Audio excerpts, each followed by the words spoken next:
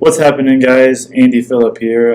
Today I got my friend Cass with me. He's got a Magical Musketeer deck that is really good. He's taken it to locals a couple times. He's done pretty well with it. I really like it a lot.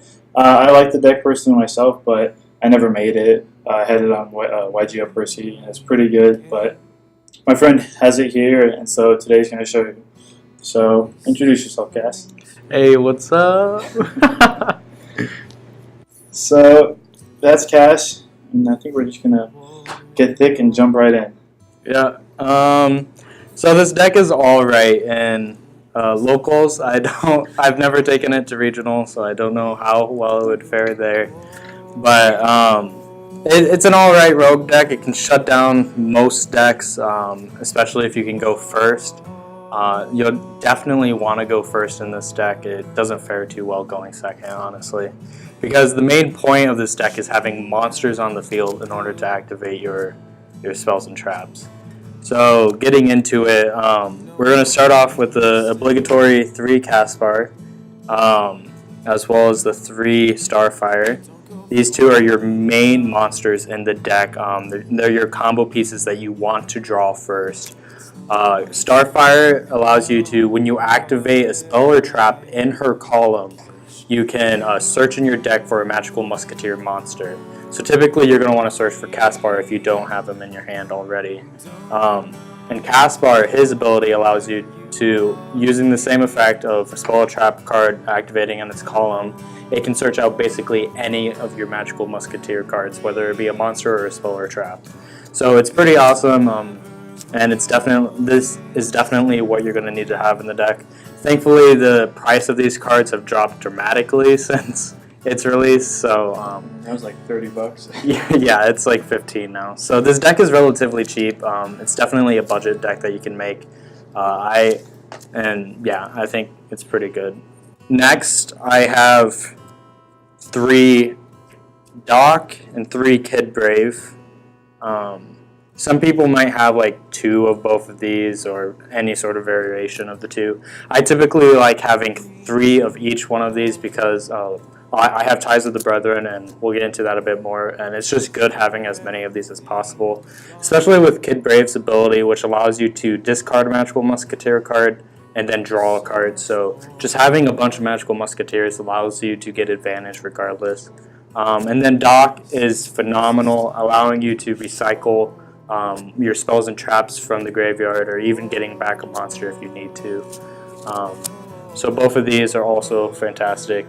And the reason why it procs really well with Ties of the Brethren is because each of these are level 3s, light monsters, and so that just allows it to work. I also have Wild and Calamity, one of each, which also goes off of Ties of the Brethren with Starfire. It's primarily for that, so if I draw, because typically what I want is as many Magical Musketeers cards on the field as possible, because your spells and traps can only activate if you have monsters on the field, your Magical Musketeer monsters. And so getting as many on the field as possible is fantastic.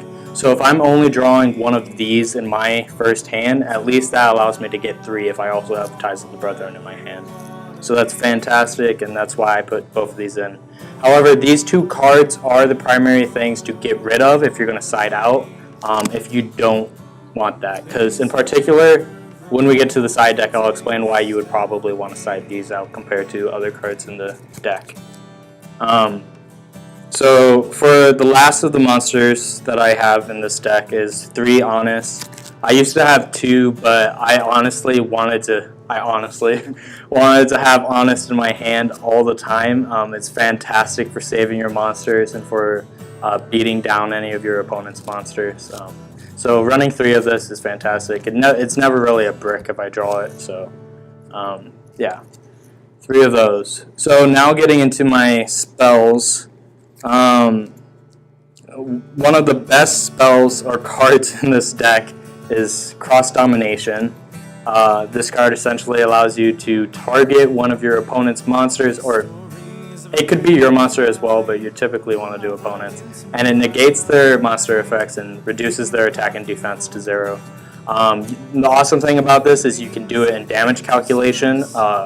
So if your opponent's monster is attacking your monster, you can wait until damage calculation, activate this, and they can't do anything. They can't respond to it because it's a quick effect card that just plays from your hand. And that's the best thing about this deck, is that all your spells and traps that are magical muskets you can play from your hand. So this is definitely one of the best cards in the deck. Next, I run 2 Steady Hands. Steady Hands doubles your Magical Musketeer's attack and defense. It's also good for protection, basically, and I honestly only keep it in there so that I can proc my monster effects, so just so I can plus off of it and things like that. And it's also something I could search, so it's good. Probably not the best. Next is the Ties of the Brethren that I mentioned before. This really makes the deck super consistent, and it's a must-have in the deck, basically. So always run this at 3. It does suck that you can't attack when you use this, but most of the time you're going to use this on first turn in order to get your monsters out. So the not being able to attack is whatever. But if you go second, it does suck. But otherwise, this deck is also pretty good. In this, I do run the Tune Table of Contents engine in this, simply because I want to proc those monster effects all the time, just so I can keep on plussing and plussing. And the fantastic thing about Tune Table of Contents is that it's not a once per turn, so if I have a Starfire and a Caspar out and I haven't activated their effects already, because their effects are only once per turn, I can activate these on Starfire and then on Caspar and just keep on going for that. And it's awesome. And then you will end with Tune, which sucks because it's continuous, but it's still an awesome engine. I love it. For more consistency in the deck, I do run Pot of Desires, 2 of them. You run a lot of 3-ofs in this deck, so it doesn't really hurt you at all by running these. And so you really won't screw yourself over much. So that's an awesome thing. But yeah, it really does add to the consistency, and I do like this in the deck. And the awesome thing about this is if you have a Kid Brave out on the field and you use Pot of Desires in this column, you get to draw 2 off of Pot of Desires, and if you discard a Magical Musketeer with Kid Brave, you get to draw another 2. So that's a +4 right there, just from using Pot of Desires with Kid Brave. And I've done that a lot, and it always feels good being able to pull that off.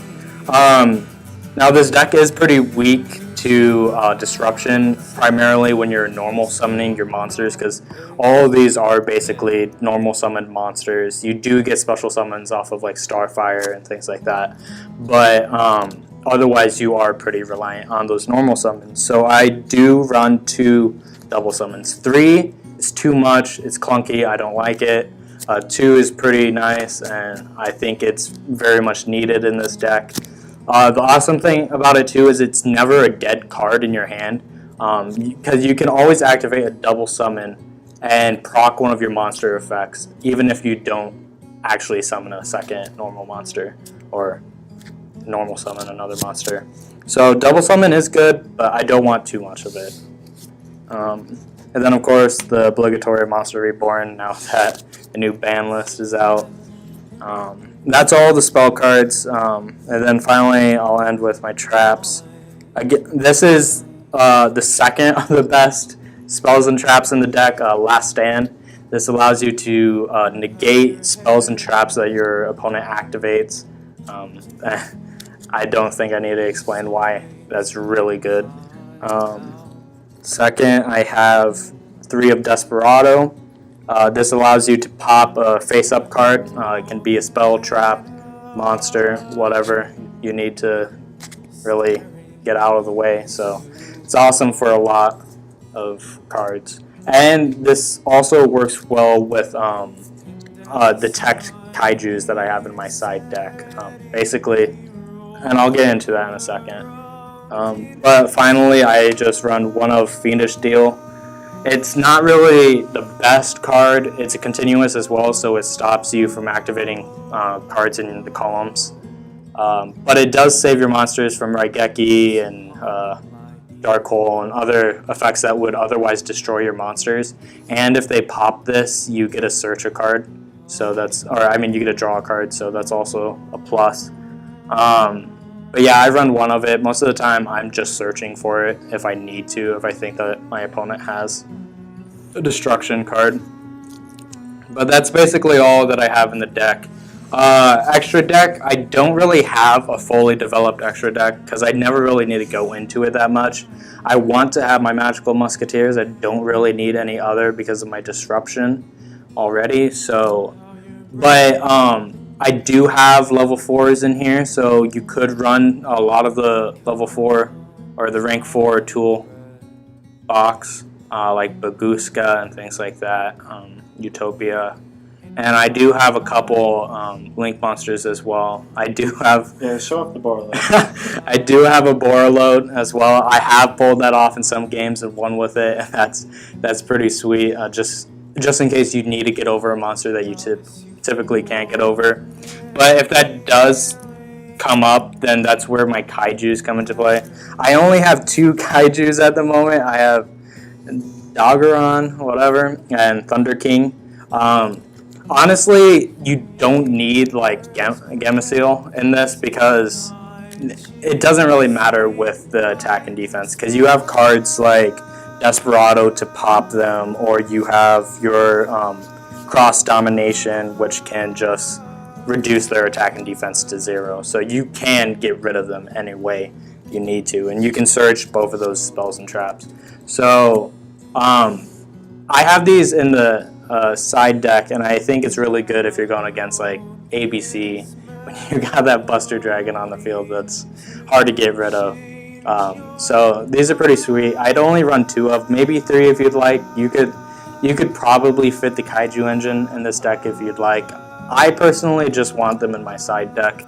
Otherwise, the rest of my side deck is primarily geared towards my locals, where we do have Andy's ABC deck, so I run those system downs against him. I have the 3 Cosmic Cyclones, but I'm probably going to get rid of those because of some of the new cards. And I also have Dancing Needle, just because we also have the Trick Stars in our locals, and this is just a better DD Crow. But otherwise, yeah, my side deck isn't really fully developed as well. It's just meant for my locals, so you can play with that however you'd like. But I would recommend having Kaijus just to get rid of those nefarious monsters. Is that about it? Yeah, that's basically it. Sweet.